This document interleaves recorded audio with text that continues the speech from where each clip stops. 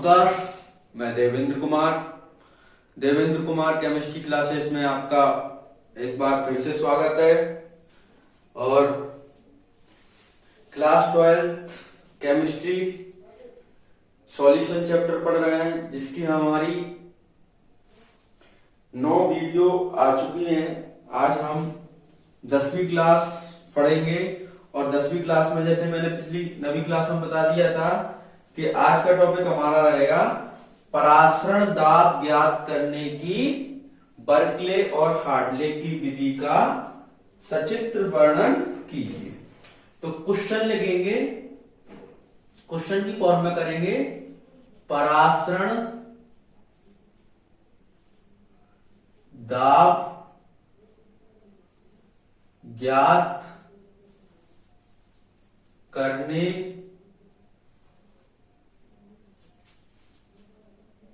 की बर्कले और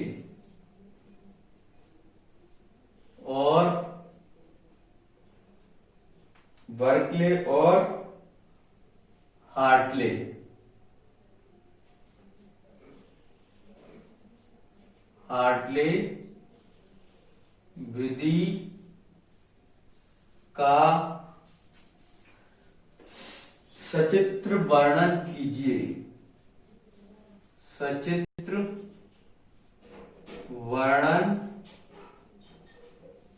कीजिए।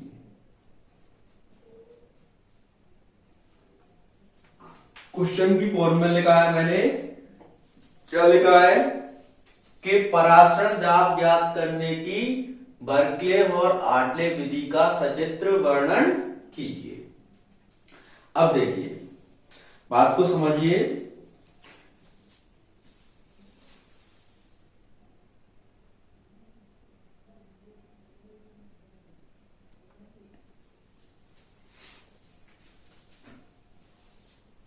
तो सबसे पहले इस क्वेश्चन का आंसर क्या है, फॉर्मेट में बटा हुआ है। सबसे पहले इसका सिद्धांत, उसके बाद चित्र, उसके बाद उपकरण का वर्णन और उसके बाद हम करेंगे विधि का वर्णन और लाभ। तो क्वेश्चन का आंसर हम कितने फॉर्म में देंगे? 4 फॉर्म स्टेप में देंगे। पहला क्या है? सिद्धांत। आंसर में पहला क्या है? सिद्धांत। तो सिद्धांत क्या होगा? परासरण की क्रिया, परासरण की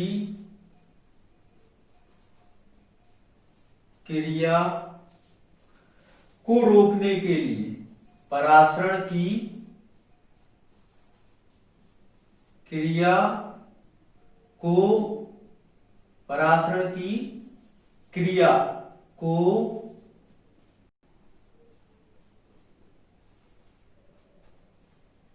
रोकने के लिए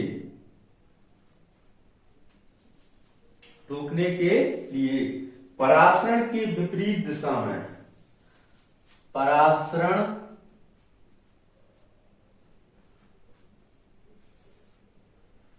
के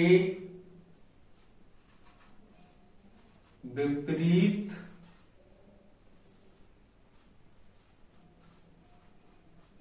दिशा, परासरण की विपरीत दिशा में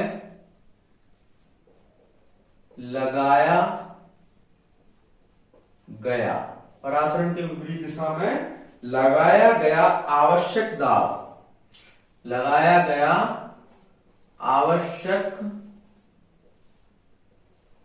दाब, आवश्यक दाब परासरण दाब कहलाता है।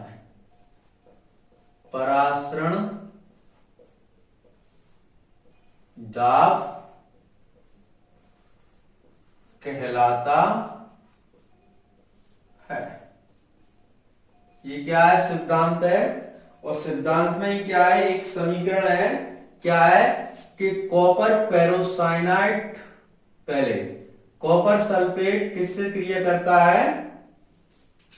पोटेशियम फेरोसाइनाइड से क्रिया करता है।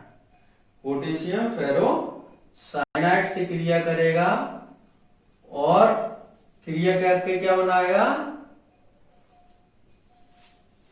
कॉपर फेरोसाइनाइड की, Cu2FeCN6 का होल हेक्सर क्या बनाएगा, copper ferrocyanide plus potassium sulphate, क्या बनाएगा, पोटेशियम सल्फेट। ये क्या है, पोटेशियम सल्फेट। ये क्या है, copper ferrocyanide, copper ferrocyanide.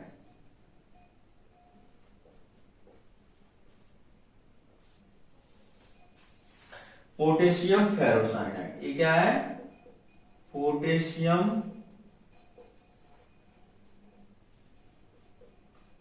Ferrocyanide,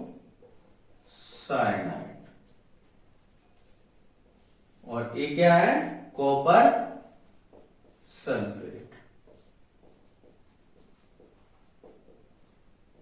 ठीक है, इस तरीके से ये क्या है, सिद्धांत है।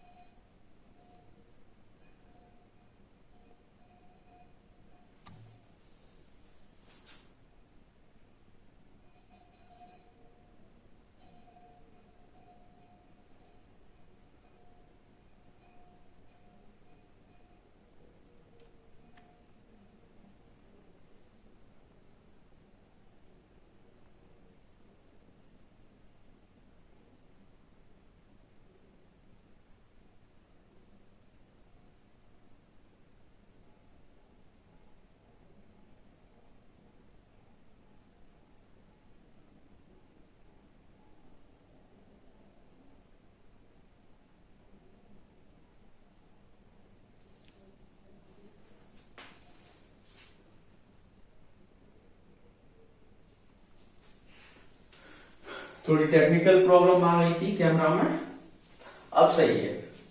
तो क्या है, परासरण की क्रिया को रोकने के लिए परासरण के विपरीत लगाया गया दाब परासरण दाब कहलाता है। लगाया गया आवश्यक दाब क्या कहलाता है, परासरण दाब कहलाता है। इसके बारे में हम पिछली वीडियो में पढ़ चुके हैं डिटेल में।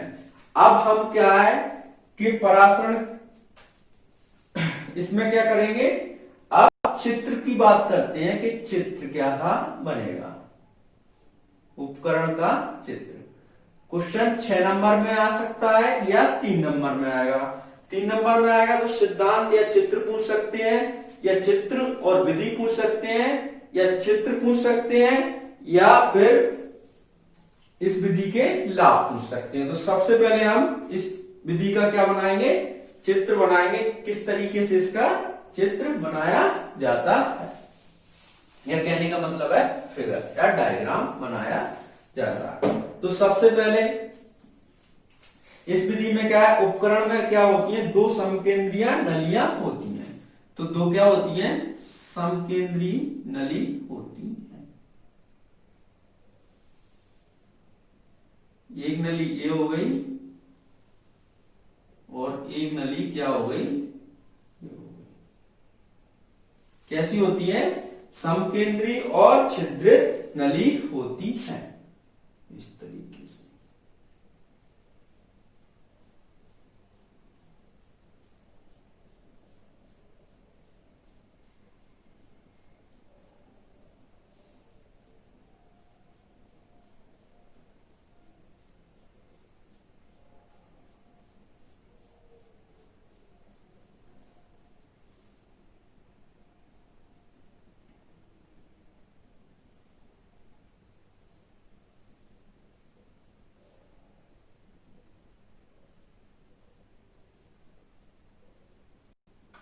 अब देखिए इन समकेंद्रित नलियों पर क्या होता है, विद्युत विधि द्वारा क्या बताई जाती है, कॉपर फेरोसाइनाइड की क्या है, परत चढ़ा दी जाती है, जिससे क्या है ये अर्धपारगम झिल्ली का काम करने लगती है।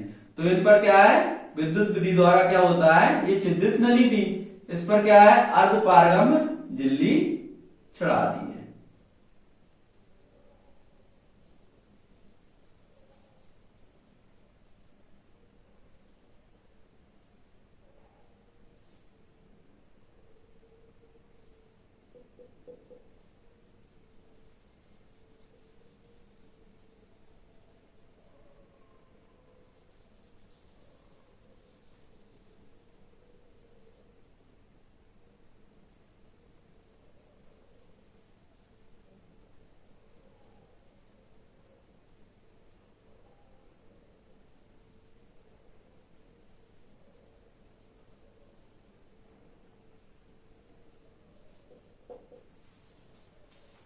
ये क्या है, अब ये झिल्ली किस तरीके से काम कर रही है, अर्धपारगम झिल्ली की तरह कार्य कर रही है।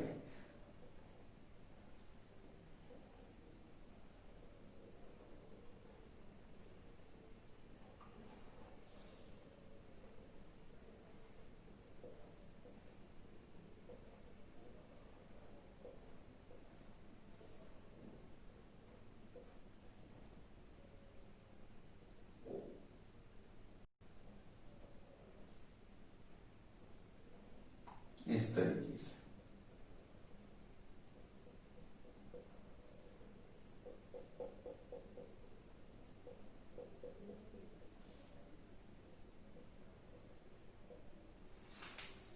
अब ये समकेंद्री नलियों के बीच में एक तरफ क्या होता है बेटा, एक तरफ क्या होता है नलियों में जिसकी भीतरी नली क्या सरंध्र पात्र की बनी होती है।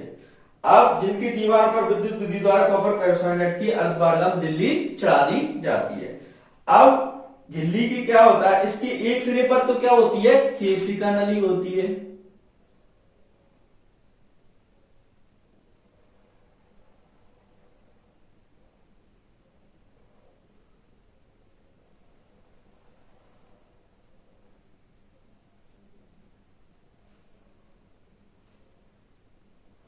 एक सिरे पर क्या होती है केशिका नली, और एक सिरे पर क्या होती है,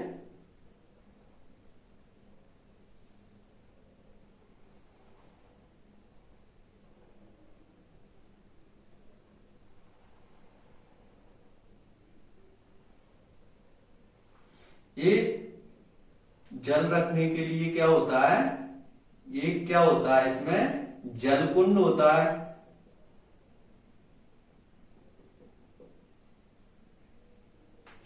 और एक क्या होती है,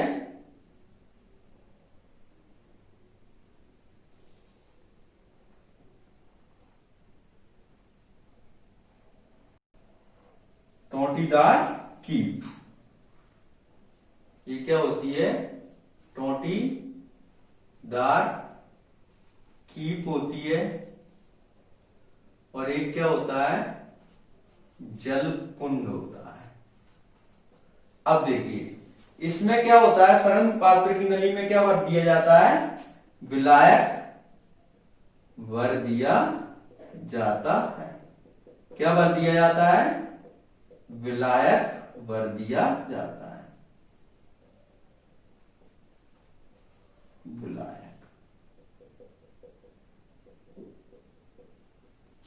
आप भी जब चित्र बनाओगे या डायग्राम बनाओगे तो यहीं से शुरुआत करोगे।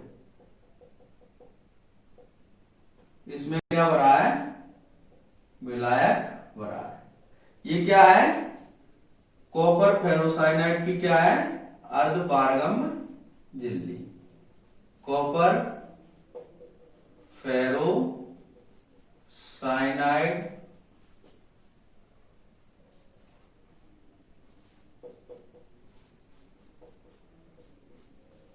नाइट की क्या है अर्धपारगम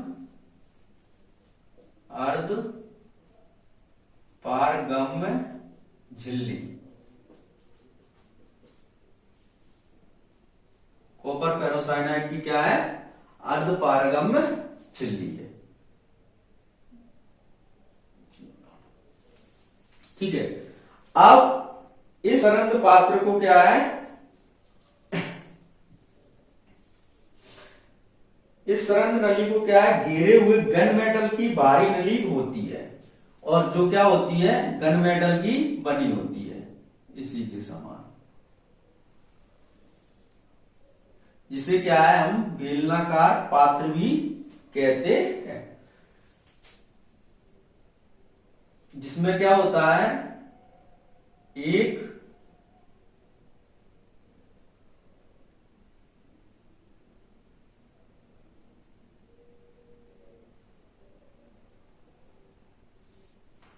क्या होता है, पिस्टन लगा होता है, और एक क्या होता है,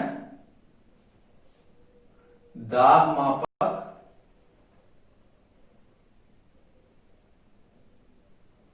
लगा होता है। ये क्या है, पिस्टन है, और ये क्या है, दाब मापक, और ये क्या, इसमें क्या रहता है, इस बेलनाकार पात्र में विलयन भरा रहता है।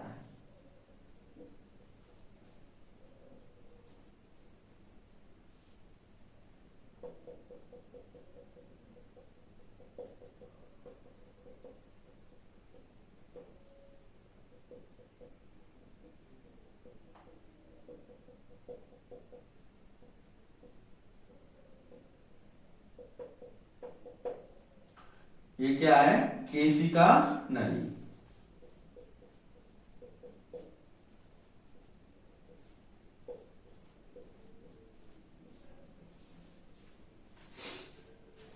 अब देखिए,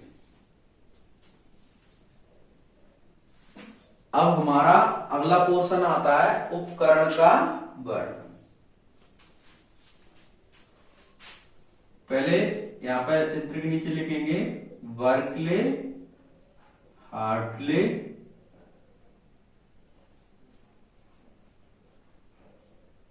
की परासरण दाब मापने की विधि का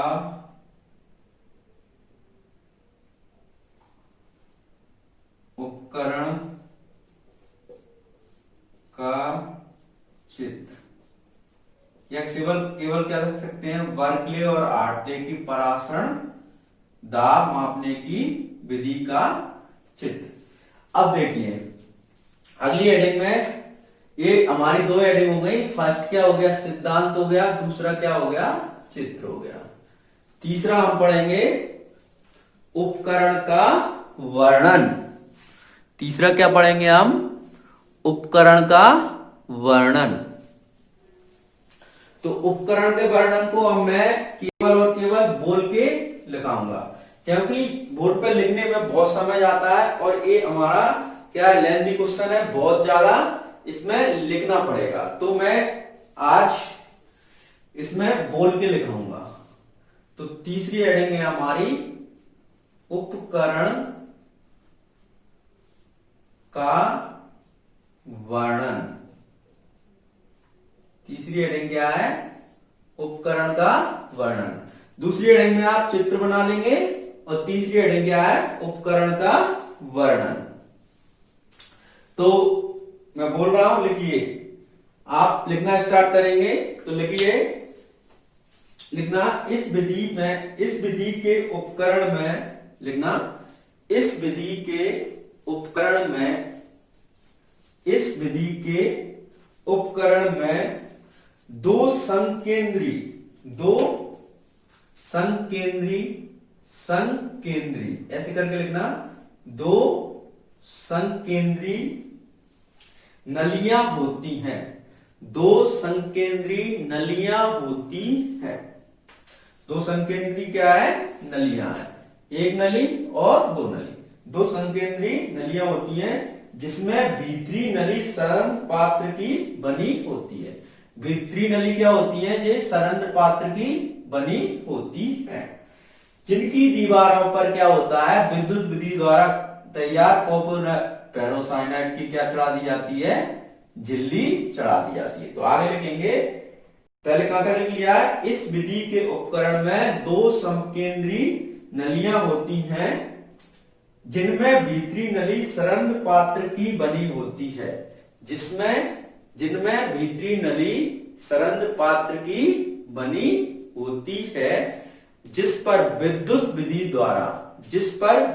विधि द्वारा तैयार कॉपर फेरोसाइनाइड की अर्धपारगम्य झिल्ली लगी होती है। अर्धपारगम्य झिल्ली लगी होती है। आगे लिखना, इसके एक सिरे पर केश का नली, देखिए इधर वाले सिरे पर क्या है, केश का नली, तो इसके एक सिरे पर केश का नली, दूसरे सिरे पर टोटीदार कीव व जलकुंड होता है। दूसरे सिरे पर क्या होता है, टोटीदार कीव तथा जलकुंड होता है। आगे लिखेंगे, इस सरंध्र नली को घेरे हुए, आगे लिखेंगे, इस सरंध्र नली को घेरे हुए गन मेटल की बनी बाहरी नली फिट होती है। बाहरी नली क्या होती है, फिट होती है। ये सरंध्र पात्र को घेरे हुए क्या है, गन मेटल की बाहरी नली क्या है, ये फिट होती है। इस बाहरी नली में जल रोधक पिस्टन लगा रहता है। इस बाहरी नली में क्या लगा रहता है, जल को रोकने वाला क्या लगा रहता है, पिस्टन लगा है ये वाला, और एक क्या है, दाब मापक यंत्र भी लगा रहता है। यानी तो कहां तक हो गया था, इस बाहरी नली गन मेटल की बनी बाहरी नली फिट होती है। बाहरी नली में एक जल रोधक पिस्टन लगा रहता है। बाहरी नली में एक जल रोधक पिस्टन लगा रहता है, जिससे विलयन की सतह पर दाब डाला जाता है। जिससे विलयन की सतह पर दाब डाला जाता है। जिससे विलयन की सतह पर क्या डाला जाता है, दाब डाला जाता है। आगे लिखेंगे, तथा इसमें एक दाब मापक भी लगा होता है। तथा इसमें एक दाब मापक भी लगा होता है, जिससे दाब नापते हैं। जिससे क्या नापते हैं, दाब नापते हैं। जिससे दाब नापते, इसमें एक दाब मापक भी लगा होता है, जिससे हम क्या है, दाब मापते हैं। अब हम पढ़ेंगे चौथी हेडिंग, विधि का वर्णन। विधि का वर्णन। तो विधि का वर्णन क्या करेंगे, लिखेंगे, एक सरंध्र पात्र में शुद्ध जल भरकर, एक सरंध्र पात्र में शुद्ध जल भरकर धातु के एक बेलनाकार पात्र में चित्र अनुसार स्थित कर देते हैं।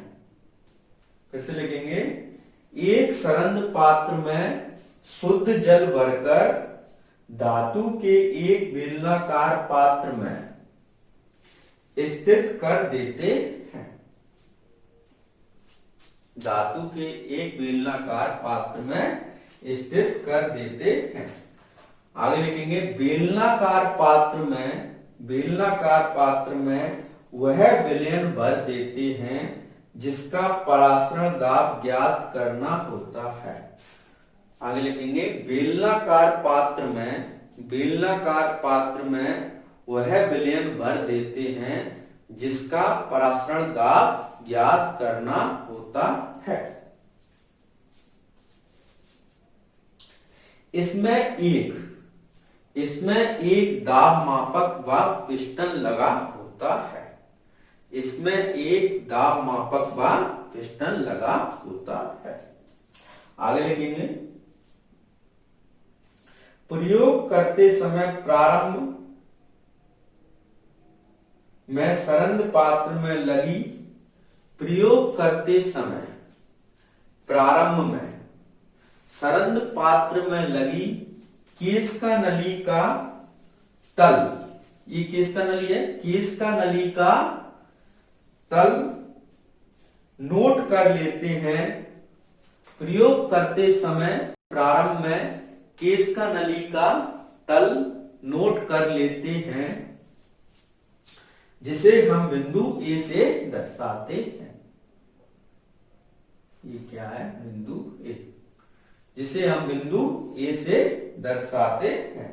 परासरण होने से, परासरण होने से सरंद पात्र, परासरण होने से सरंद पात्र से जल निकलकर, परासरण होने से सरंद पात्र से जल निकलकर विलयन में जाने लगता है, विलयन में जाने लगता है, जिससे केशिका नली का जल स्तर गिरने लगता है, जिससे केशिका नली का जल का स्तर क्या है?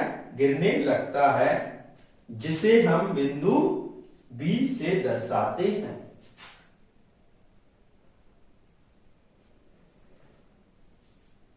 क्या लिखेंगे? कहां तक हो गया? सरंद पात्र से जल निकलकर विलयन में जाने लगता है, जिसके कारण केश का नली का जल स्तर गिरने लगता है, जिसे हमें बिंदु बी से दर्शाते हैं। एक बार और बोल देते हैं हम। परासरण होने से सरंद पात्र से जल निकलकर कहां? विलयन में जाने लगता है, जिससे केशिका नली का जल स्तर क्या है? गिरने लगता है, जिसे हम बिंदु बी से दर्शाते हैं।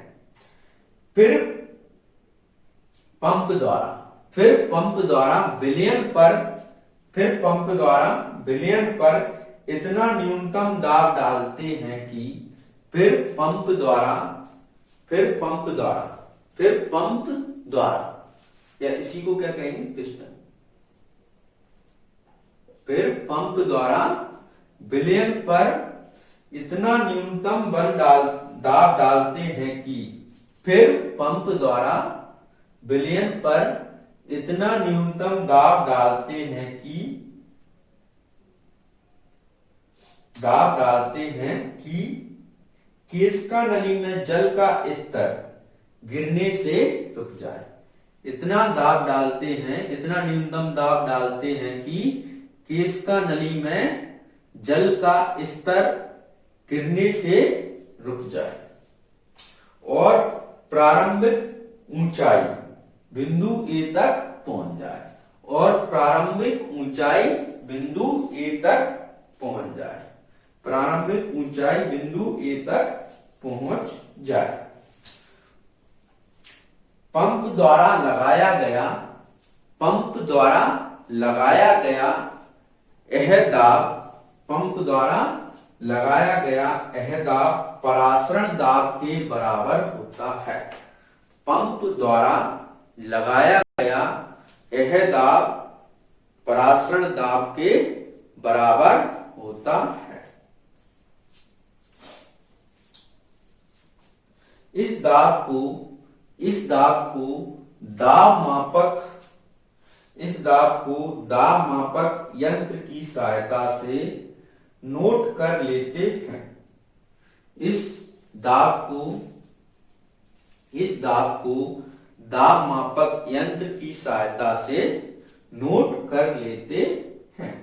यही विलयन का परासरण दाब होता है, यही विलयन का परासरण दाब होता है। आगे कैसे लिखेंगे? इस दाब को दाब मापक यंत्र की सहायता से नोट कर लेते हैं, यही विलयन का परासरण दाब होता है। पांचवी हेडिंग क्या होगी हमारी?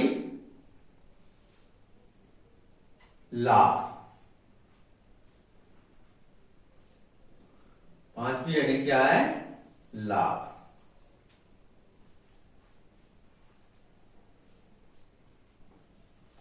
लाभ में लिखेंगे इस विधि के निम्नलिखित लाभ हैं। इस विधि के निम्नलिखित लाभ हैं। इस विधि के निम्नलिखित लाभ हैं। इस विधि के निम्नलिखित लाभ हैं।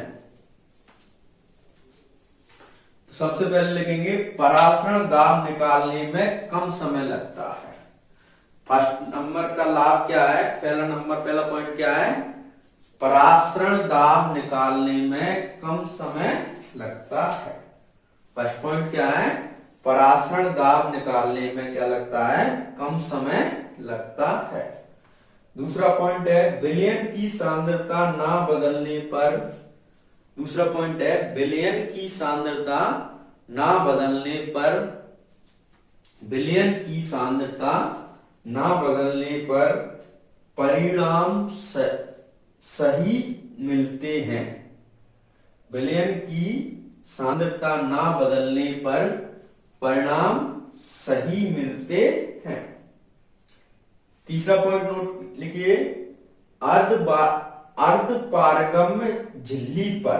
तीसरा पॉइंट है अर्ध पारगम्य झिल्ली पर अधिक दबाव ना पड़ने से। अर्ध पारगम्य झिल्ली पर अधिक दबाव नहीं पड़ने से वह टूटती नहीं है। अधिक दबाव नहीं पड़ने से वह टूटती नहीं है। 3 पॉइंट हो गए। अगला पॉइंट, चौथा पॉइंट, उच्च परासरण दाब का मापन किया जा सकता है। चौथा पॉइंट क्या है? उच्च परासरण दाब का मापन किया जा सकता है। चौथा पॉइंट क्या है? उच्च परासरण दाब का मापन किया जा सकता है। और लास्ट 5वां लाभ क्या है? साम्य अवस्था। 5वां पॉइंट क्या है? साम्य अवस्था। साम्य अवस्था शीघ्र स्थापित हो जाती है। शीघ्र स्थापित हो जाती है। साम्य अवस्था क्या होती है? शीघ्र स्थापित हो जाती है। ये हमने क्या है? बर्कले और हार्टले विधि के बारे में लिख लिया है। अब हम इसके बारे में समझते हैं कि क्या क्या हो रहा है। शुरुआत से समझते हैं। ये हमारे पास इतना लिखा हुआ हो गया है। परासरण की क्रिया को रोकने के लिए परासरण के विपरीत दिशा में लगाया गया आवश्यक दाब परासरण दाब कहलाता है। और ये समीकरण नोट कर देंगे। कॉपर पेरोसाइनाइड प्लस पोटेशियम पेरोसाइनाइड क्या मिलकर बना रहा है? कॉपर पेरोसाइनाइड की अर्धपारगम झिल्ली और पोटेशियम सल्फेट अलग हो रहा है। अब दूसरी एडिंग, दूसरा क्या है? चित्र। तो चित्र आप इस तरीके से बना देंगे। मैंने बना के दिखाया किस तरीके से बनाना है। उपकरण का वर्णन। तो उपकरण के वर्णन में कुछ नहीं है, केवल और केवल क्या है? इसमें जो सामग्री है क्या क्या है उपकरण में वो लिखना है। तो उपकरण में क्या था? उपकरण के वर्णन में इस विधि में उपकरण में क्या होता है? दो समकेंद्री नलियां होती हैं। दो समकेंद्री नलियां होती हैं जिसकी भीतरी नली क्या होती है? सरंध्र पात्र की बनी होती है, जिसकी दीवार पर क्या विद्युत विधि द्वारा कॉपर पेरोसाइनाइड की परत चढ़ा दी जाती है। ये सरंध्र पात्र की नलियां है और इस पर क्या है? कॉपर पेरोसाइनाइड की परत चढ़ा दी जाती है। और जो किसका काम करने लगती है? फिर अर्धपारगम्य झिल्ली का काम करने लगती है। इसके एक सिरे पर क्या होता है? केश नली होता है, दूसरे सिरे पर टोटीदार कीप और जलकुंड होता है। अब ये क्या है?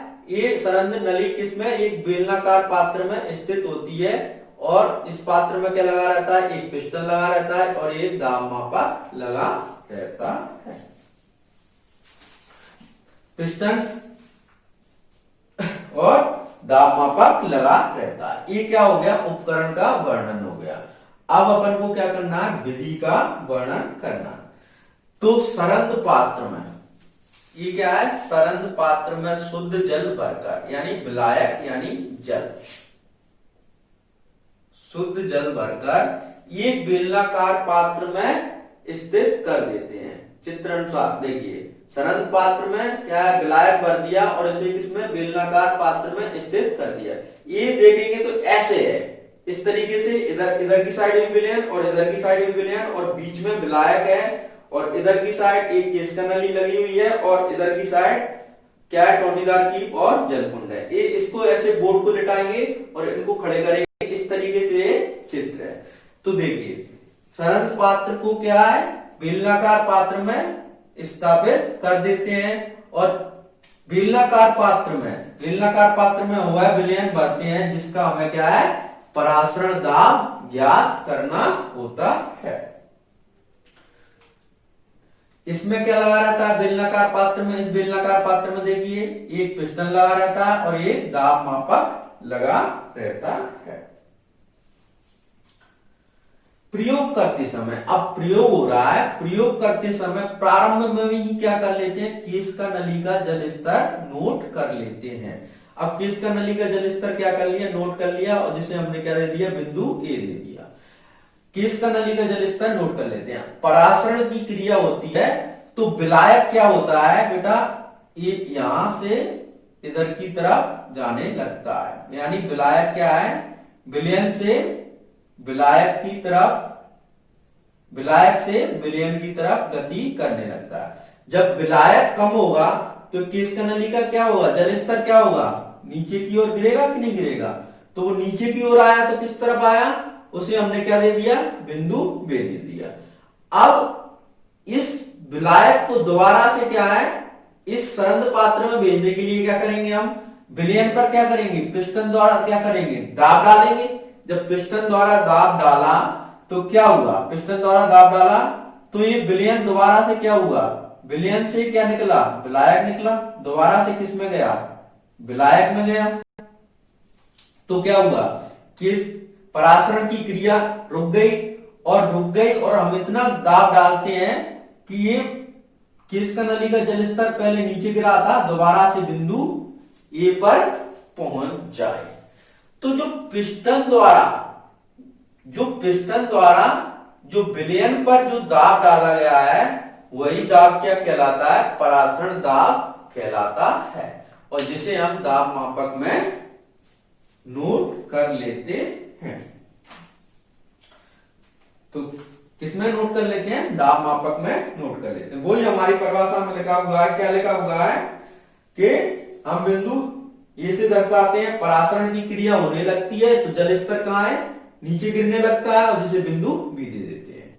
ठीक है, अब बिंदु बी दे दिया तो परासरण की क्रिया को रोकने के लिए पिस्टन द्वारा इतना दाब डालते हैं कि परासरण की क्रिया रुक जाए और विलायक का या केशका नली का जल स्तर पुनः बिंदु ए पर पहुंच जाए। तो जो पिस्टन द्वारा जो दाब डाला गया है वही क्या है, परासरण दाब है, जिसे दाब मापक में हम नोट कर लेते हैं। उम्मीद है कि बर्कले हार्टले की विधि आपको पूरी तरीके से समझ में आ गई होगी और कहीं किसी छात्र को दिक्कत आ रही है तो कमेंट बॉक्स में कमेंट करें। हमें नहीं लगता कि समझ में नहीं आई होगी, फिर भी अगर कोई समस्या है तो हमें ये कमेंट बॉक्स में कमेंट कर सकते हैं और वीडियो को ज्यादा से ज्यादा आप शेयर करें अपने दोस्तों में, लाइक करें और प्लीज चैनल को सब्सक्राइब करें। धन्यवाद, अगली क्लास में मिलते हैं फिर से। Thank you.